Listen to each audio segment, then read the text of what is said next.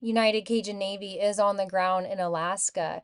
It is Thursday, October 16th. I'll be updating the forecast. I'm Chief Meteorologist Amy Metz, and also explaining to you what we'll be doing on the ground in Alaska.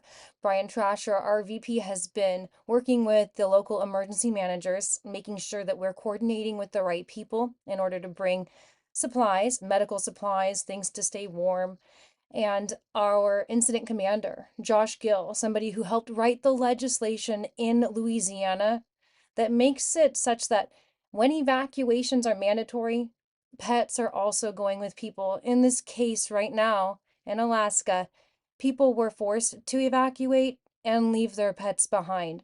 So that's one of the things we'll be working on the ground. Now, Todd Terrell also putting together a lot of coordination so that we can get some supplies from our warehouse in Baton Rouge to the people here that you're seeing that had to leave their communities in Western Alaska.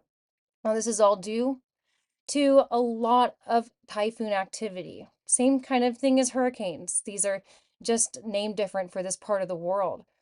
I had a lot of repeated storms going through, plus the king tide period. All of this together ended up with flooding, leaving a lot of people without homes. And so Bethel is one of the hardest hit regions and just west of there. You can see it on the screen here in the top center. And what we're looking at is a couple of products here. It's going to be heavy rain where it's yellow, light rain or just clouds where it's blue, but then it's snow where you see the little white symbols.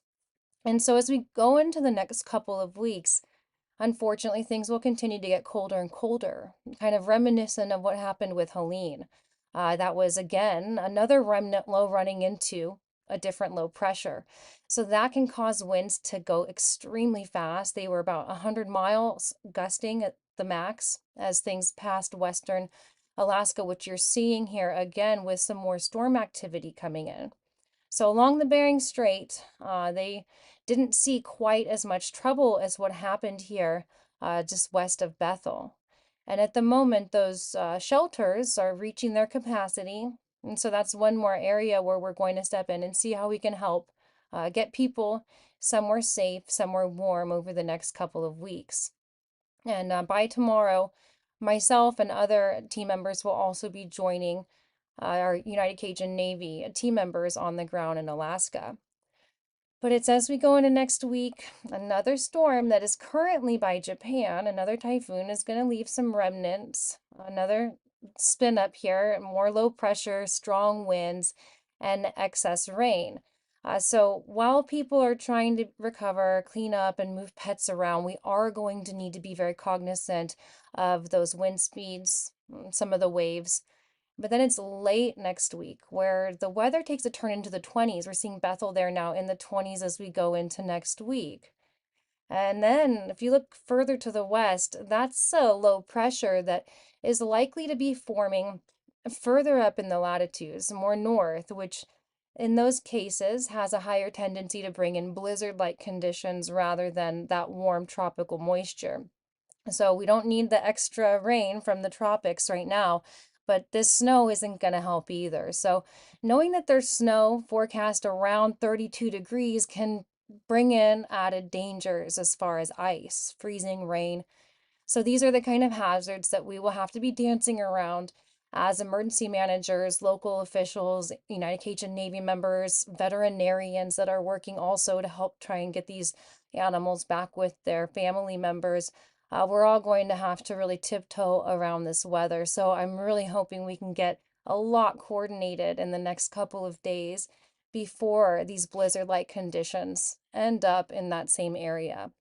As far as snow totals go, don't think there's going to be a ton right now, which is great, but again, that freezing rain is where we're going to have the biggest trouble because even at 34 degrees, like you see here for Bethel there, if there's not any sunshine, in some cases, certain areas can remain frozen, very slick, even at that temperature, or not evaporate enough and then just refreeze again overnight. So a lot of these areas that are affected are cut off from the roadways, meaning a lot of them would be using boats and other ways to transport back and forth.